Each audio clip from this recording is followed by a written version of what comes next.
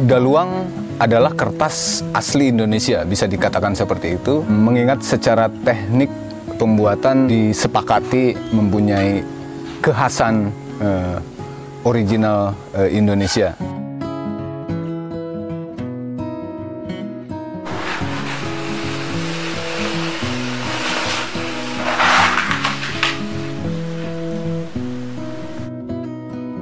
Daluang adalah kertas yang dibuat dengan menggunakan bahan kulit pohon khusus, yaitu pohon sae. Di Sunda, di Tatar Sunda dinamakan pohon sae atau paper mulberry atau Brosonetia papyrifera. Kulitnya diolah menjadi daluang dengan cara ditempa sehingga menjadi lembaran kertas. Berbeda dengan kertas teknik cetak saring atau mold decal teknik, di mana kertas itu biasanya serat selulosa yang dicerai-beraikan terlebih dahulu, kemudian disatukan kembali hingga menjadi lembaran. Seperti contohnya washi di Jepang, kertas Cina, lalu hanji di Korea, salt paper di Thailand. Rata-rata itu adalah menggunakan teknik yang sama. Lalu berbicara tentang kelebihan, karena kebetulan saya lahir di Indonesia, ya daluang menjadi kelebihan bagi saya ketimbang saya menggeluti teknik pembuatan kertas negara lain tentunya. Kedua, dari segi kekuatan, terbukti salah satunya dari naskah-naskah yang masih tersimpan saat ini. Hari ini kita masih bisa menikmatinya. Salah satu contoh wayang beber yang di Pacitan itu sudah di atas 400 tahun. Bagi saya itu juga merupakan indikator kelebihan bahwa kertas ini bisa bertahan lama. Selain juga dalam pemrosesannya tidak ada imbuhan zat kimia sedikit pun. Bisa dibilang mungkin kertas yang paling ramah lingkungan.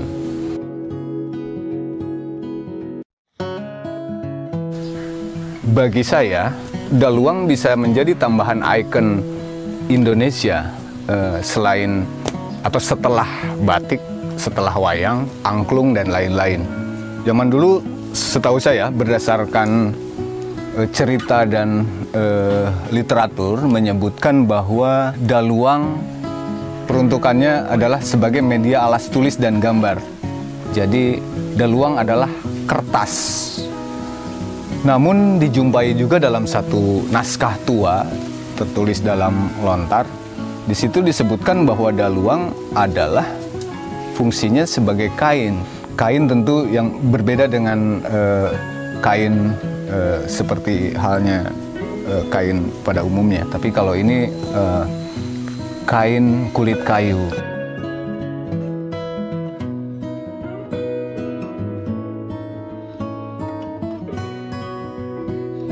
Mungkin saya akan coba sedikit cerita dulu tentang tradisi daluang ini, bahwa kenyataannya tradisi membuat daluang ini sempat mati.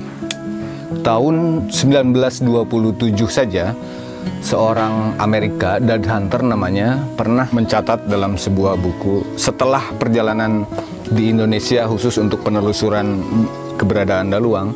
Saat itu dia menyebutkan bahwa hanya bisa dijumpai 3 keluarga saja pembuat daluang di Indonesia, Madura, Ponorogo, dan Garut. Namun memang hari ini sudah terlihat lebih merebak. Sudah juga bermunculan pembuat-pembuat daluang, tidak hanya di wilayah Jawa Barat, menyebar ke Jawa Tengah, juga Jawa Timur, dan di Bali juga sudah ada yang sudah mulai mencoba.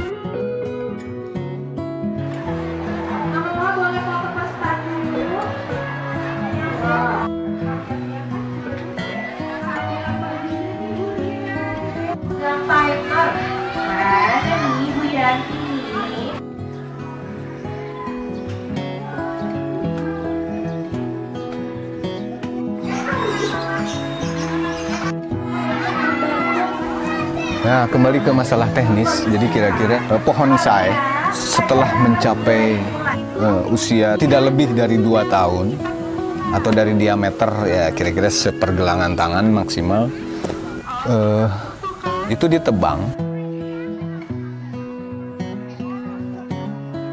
Setelah ditebang, dikupas dan dikuliti, lalu direndam beberapa saat dengan air biasa saja. Lalu selanjutnya ke tahap pemukulan, penempaan.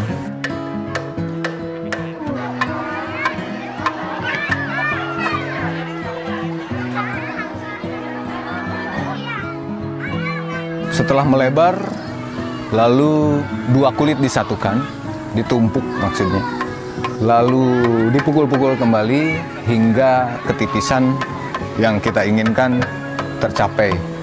Lalu setelah itu melewati tahap pembilasan.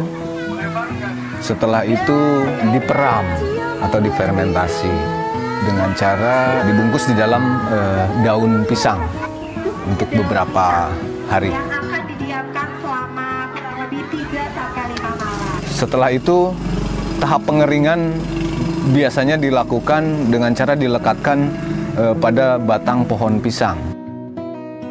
Setelah mengering, lalu tahap finishing adalah digosok dengan menggunakan kerang untuk mendapatkan permukaan yang lebih halus, rata, padat, sehingga nanti akan memudahkan dengan permukaan yang rata tersebut untuk ditulisi atau digambar.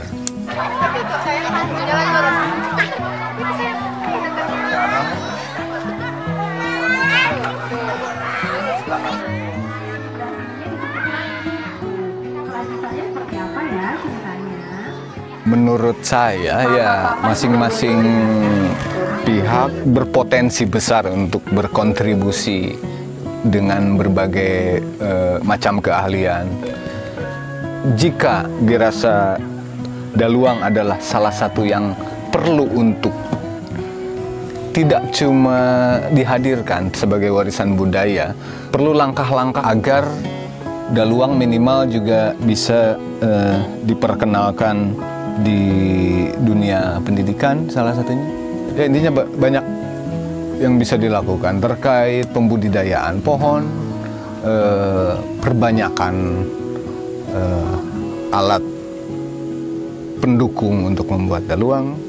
Beberapa hal masih terus melakukan pencarian-pencarian terkait catatan-catatan atau cerita-cerita yang mungkin masih berserak karena catatan pengetahuan tentang daluang sendiri ini masih sangat terbatas. Kemudian kolaborasi itu juga beberapa jadi melahirkan ide-ide baru dan produk-produk baru. Ya merawat ingatan yang sempat terlupa ini banyak pihak yang menurut saya bisa sangat berbuat lebih banyak. Karena bagi saya daluang masih mempunyai peluang potensi dihadirkan hari ini dan untuk hari-hari ke depan. Seperti sering saya sebutkan bahwa washi sudah milik Jepang, Hanji sudah identik dengan Korea, papirus dengan Mesir, Sa dengan Thailand, pepel amate dengan Meksiko.